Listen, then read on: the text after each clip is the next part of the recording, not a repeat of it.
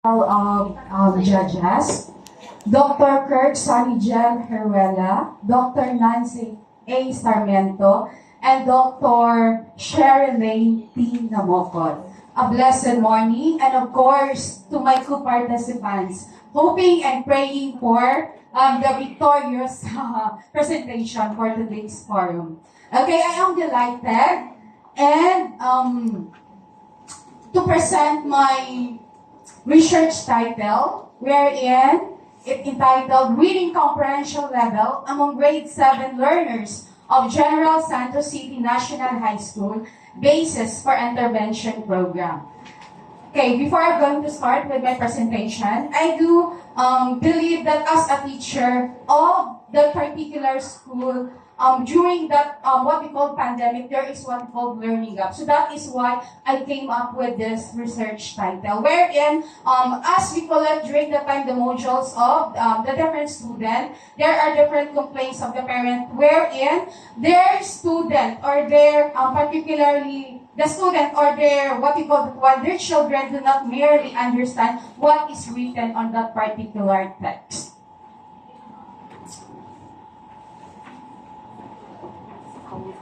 Okay. Reading, as we all know, plays a vital role in our life, serving as a crucial tool for personal development and enhancement. But without reading comprehension, it will come to nothing.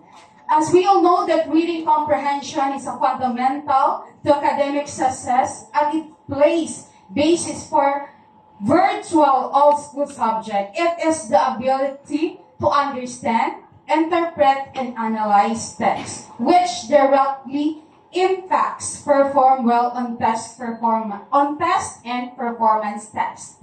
Furthermore, strong reading comprehension skills foster critical thinking, problem solving, and creativity. As we all know that without reading comprehension, there is what we call no academic success. But if there is an academic success, preferably our future students could be able to attend what they want in the future.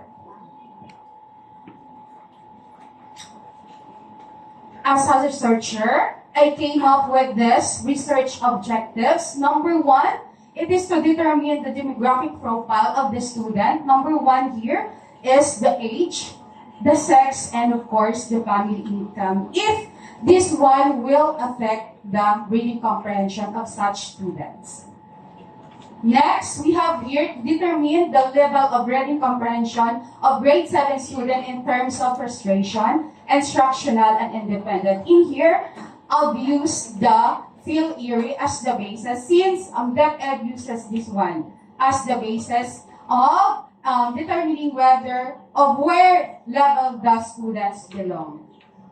We do have also, in addition, we do have also the pre-reading and the post-reading assessment. Next, number 3, to determine the significant relationship between the demographic profile and reading comprehension levels of grade 7 students, if it has its what we call relationship.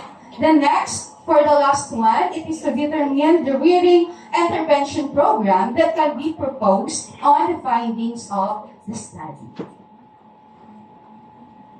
Of course, the reading comprehension, it is based on Gaffney and Anderson 2000, which is the schema theory, wherein schema theory, it is their prior knowledge, the application of the prior knowledge rather, and of course, their experiences in life on how they understand the text that they are reading.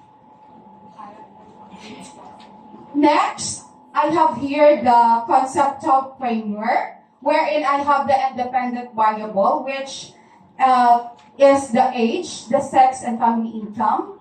And next, the dependent variable is the reading comprehension level, which underlies three, yung frustration, the instructional, and independent. Then, of course, the reading program to be crafted. As a researcher, I've used here the descriptive correlational research, wherein I've used also the mean, the persons are, and the D test. Mean it is to determine the reading comprehension level, and the persons R is to determine the relationship, and the D test is it is to treat whether the population has whether the process or treatment affects the population or interest.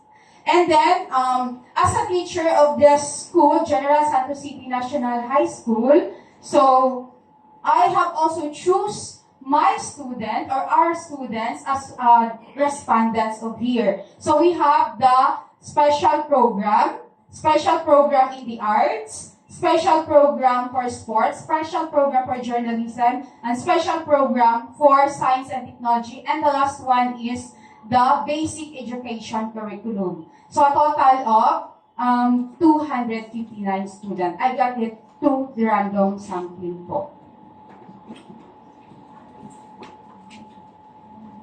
Okay, as the result, basically based on the study that I have done, it found out that the sex, particularly the male, is considered to be has the level of what we call persuasion.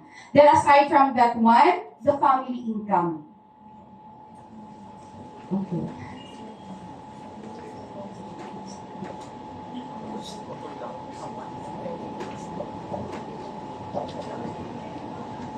Hello, Ma'am Charity. Good morning. Good morning po, Doc. Iwalati mo na yun in the time limit. Nabasa na lang mo kung mga manuscripts. Okay, congratulations anyway. Kulay na, Ma'am? Yes po. Relax lang po diya mga researchers. Okay, Ma'am. My first question is, what urges you to conduct this study?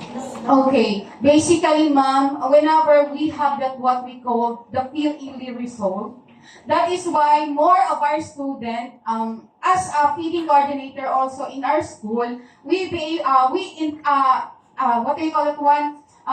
Intertwine the reading and the feeding program wherein, kasi nga kailangan po ng urgency, yung mga bata kasi namin is nag-fall po talaga ng frustration. Wherein, pag sinabi natin frustration po, hindi nila masyadong naiintindihan po yung mga text po na binabasa. Because reading is significant across across the learning areas. Okay, the next question would be, what intervention program or recommendations were suggested based on the findings of your study?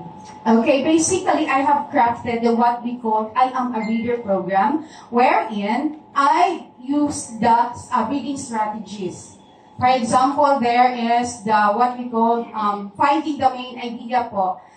Aside from that one, aside from using that what we call the reading strategies, I've also include in order to address the socio-economic status of those different students, I also include yung mga making of yema, wherein in that particular recipe, they could be able to sell something wherein it could help improve their status po. Aside from making yema, making daing, since this school is located nearby in the parang mga fisherman dock. So that is why I also para ma-include ko, para maano ko yung tawag nito, yung kanilang socio-economic status. Dapat marunong silang gumawa ng kumbaga pa sa atin is yung bulan. Yan. And then at the same time, yung gardening rin. Para, in every quarter po yun, no? Kasi we do have 4 quarters, so I do have that parang sa 4 na quarter, 4 din na parang different activities na para ma-improve din yung kanilang socio-economic status. Okay, thank you so much, Ma'am. Okay, Ma'am, last question. If given a chance to talk to the SES, now, sir, we propose na program. Kung sa imo-imo para ma-encourage SES. Okay, the first one that I will be going to do, ma'am, is, of course, pray for the Lord, for the guidance, that He will be able to touch the heart of our STS, because I am not doing this one.